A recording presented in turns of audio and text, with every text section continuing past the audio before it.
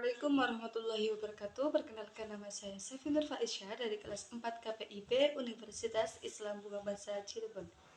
Di sini saya akan mempresentasikan makalah saya yang berjudul Stereotipe dan Konflik dalam Komunikasi Antar Budaya. Yang pertama, bab 1 pendahuluan. Latar belakang. Indonesia dikenal sebagai negara majemuk yang memiliki kekayaan suku, budaya, bahasa, serta adat istiadat yang beragam.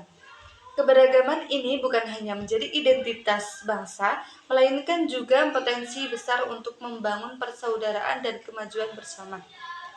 Namun, di sisi lain keberagaman ini juga ibarat dua mata pisau.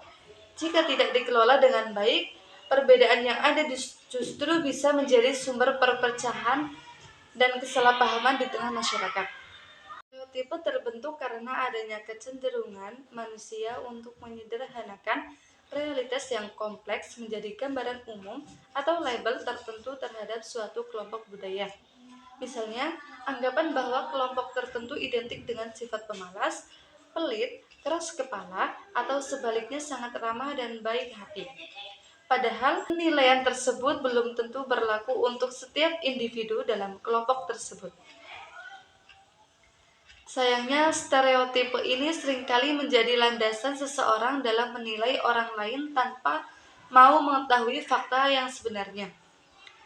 Hal ini menciptakan jarak psikologis dan memicu kesalahpahaman yang berujung pada munculnya ketidakpercayaan. B. Rumusan masalah. Berdasarkan dari uraian latar belakang di atas, maka penulis merumuskan permasalahan pada makalah ini dengan sebagai berikut. 1.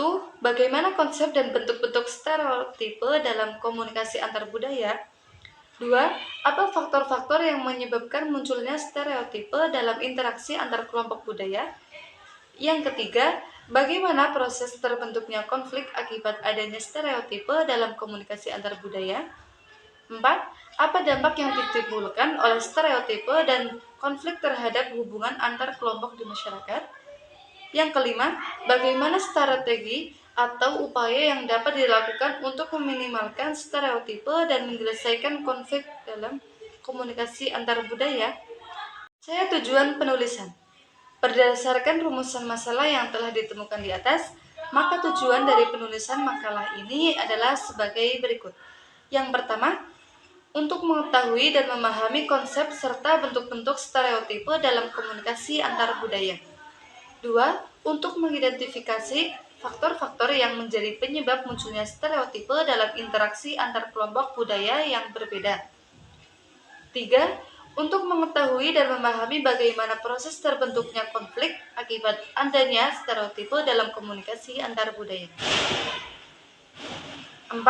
Untuk mengetahui bagaimana dampak yang ditimbulkan oleh stereotipe dan konflik terhadap hubungan antar kelompok di masyarakat. Yang kelima, untuk mengetahui dan memahami bagaimana strategi atau upaya yang dapat dilakukan untuk meminimalkan stereotipe dan menyelesaikan konflik dalam komunikasi antar budaya. Yaitu bab 2 pembahasan. Konsep dasar stereotipe. Pengertian umum. Secara umum, stereotipe adalah gambaran atau penilaian umum, kaku dan cenderung disederhanakan terhadap sekelompok orang yang memiliki kesamaan latar belakang budaya, etnis, agama, bangsa, dan jenis kelamin. Penilaian ini diterapkan secara menyeluruh kepada seluruh anggota kelompok tersebut tanpa mempertimbangkan keunikan atau perbedaan individu di dalamnya. Stereotipe terbentuk sebagai mekanisme kognitif manusia untuk menyederhanakan informasi yang kompleks agar lebih mudah dipahami dan diolah, namun seringkali menjadi tidak akurat dan menimbulkan dampak negatif dalam komunikasi terutama antar budaya. Selanjutnya yaitu B. Bentuk-bentuk stereotipe dalam komunikasi antar budaya. Berdasarkan beberapa sudut pandang, stereotipe dapat dibagi menjadi beberapa bentuk utama yang sering muncul dalam interaksi lintas budaya, yaitu yang pertama berdasarkan sifat penilaian.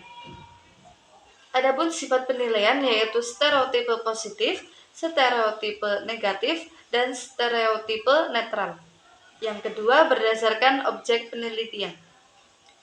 Adapun objek penelitian yaitu antara lain stereotipe etnis dan ras, stereotipe kebangsaan, stereotipe agama, stereotipe berdasarkan wilayah geografis.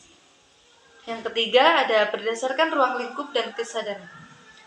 Adapun ruang lingkup dan kesadaran yaitu stereotipe individu, stereotipe sosial atau kolektif, stereotipe eksplisit, dan yang terakhir stereotipe implisit. Pembahasan yang keempat, yaitu proses terbentuknya konflik stereotipe dalam komunikasi antar budaya. Komunikasi antar budaya adalah komunikasi yang melibatkan peserta komunikasi yang mewakili secara individu, antar pribadi atau kelompok, dengan tekanan pada perbedaan latar belakang kebudayaan yang mempengaruhi perilaku komunikasi para pesertanya. Adanya perbedaan latar belakang budaya seringkali mengakibatkan terjadinya perbedaan dalam memaknai suatu peristiwa maupun dalam menanggapi isi pesan. Namun, perbedaan itu tidak berarti ketika etnis Jawa menunjukkan sikap yang menghargai dan menghormati etnis Gayo, demikian pun sebaliknya. Mereka mampu hidup berdampingan secara harmonis serta saling menerima kelebihan dan kekurangan masing-masing. Sesungguhnya, perbedaan antar etnis di Indonesia justru menjadi kekayaan budaya yang senantiasa perlu ditelaah dan dikelola. Kunci pemersatunya agar keharmonisan antar etnis senantiasa terjaga dan terpelihara. Penyebab utama persoalan ini adalah stereotipe dan prasangka yang kuat di antara kedua etnis. Sebenarnya, telah ada usaha-usaha yang menjalin komunikasi antar budaya untuk mengatasi persoalan tersebut. Ini adalah urutan prosesnya secara sistematis. Yang pertama, tahap kognitif atau kategorisasi sosial, yaitu segala sesuatu dimulai saat kita bertemu dengan orang asing. Otak manusia secara alami melakukan kategorisasi untuk menyederhanakan informasi. Yang kedua, tahap generalisasi atau pembentukan stereotip. Setelah kategori terbentuk, kita mulai menempelkan label atau sifat tertentu secara umum kepada seluruh anggota kelompok tersebut. Yang ketiga yaitu tahap afektif atau munculnya prasangka. Pada tahap ini, stereotip yang tadinya hanya berupa pikiran atau kognitif mulai melibatkan perasaan atau emosi. Yang keempat, tahap interaksi atau gangguan dalam komunikasi. Saat komunikasi benar-benar terjadi, stereotip bertindak sebagai filter atau gangguan yang mendistorsi pesan. Yang kelima yaitu tahap perilaku atau eskalasi konflik. Ini adalah titik di mana kesalahpahaman berubah menjadi pertikaian nyata. Selanjutnya yaitu dampak yang ditimbulkan oleh stereotipe dan konflik terhadap hubungan antar kelompok di masyarakat. Konflik antar kelompok dinyatakan dalam berbagai bentuk dan dalam banyak situasi yang berbeda dalam semua masyarakat. Dalam organisasi, perbedaan yang dikelola dengan buruk antar departemen atau faksi-faksi dalam unit yang sama dapat mengendorkan semangat, menciptakan permusuhan, dan mengurangi motivasi dan produktivitas. Dalam lingkungan komunitas, perpecahan antara kelompok-kelompok kepentingan pada isu-isu sosial penting dapat menyebabkan polarisasi dan permusuhan. Sementara konflik intensitas rendah antara kelompok-kelompok etnis, ras, atau agama dinyatakan dalam prasangka, diskriminasi, dan aktivisme sosial untuk mengurangi kesenjangan. Ini adalah dampak-dampak utamanya bagi hubungan antar kelompok di masyarakat. Yang pertama, terjadinya segregasi dan polarisasi sosial. Stereotipe menciptakan dinding pembatas mental yang berujung pada permisahan nyata di masyarakat. Segregasi yaitu kelompok-kelompok mulai menarik diri dan hanya berinteraksi dengan kaumnya sendiri. Yang kedua, munculnya prasangka dan diskriminasi sistematik. Dampak ini bersifat sangat merugikan bagi kelompok yang menjadi korban stereotipe. Prasangka yaitu hubungan tidak lagi didasarkan pada fakta, melainkan pada emosi negatif atau kecurigaan, kebencian, atau ketakutan.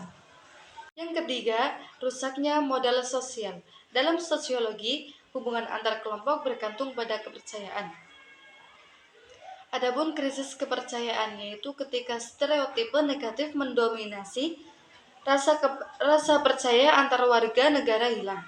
Tanpa kepercayaan, masyarakat sulit untuk bergotong royong atau mencapai konsensus dalam isu-isu penting. Pembahasan yang terakhir yaitu strategi atau upaya yang dapat dilakukan untuk meminimalkan stereotipe dan menyelesaikan konflik dalam komunikasi antar budaya. Komunikasi antar budaya seringkali menantang karena adanya tembok persepsi. Meminimalkan stereotipe dan menyelesaikan konflik memerlukan pendekatan yang proaktif dan empatis. Ini adalah beberapa strategi utama yang dapat diterapkan. Yang pertama, meningkatkan kesadaran diri. Yang kedua, menerapkan empati budaya dan relativisme. Yang ketiga, edukasi dan kontak antar budaya. Yang keempat, strategi penyelesaian konflik. Terakhir, negosiasi berbasis kepentingan. Sekian dari presentasi saya, kurang lebihnya mohon maaf. Wassalamualaikum warahmatullahi wabarakatuh.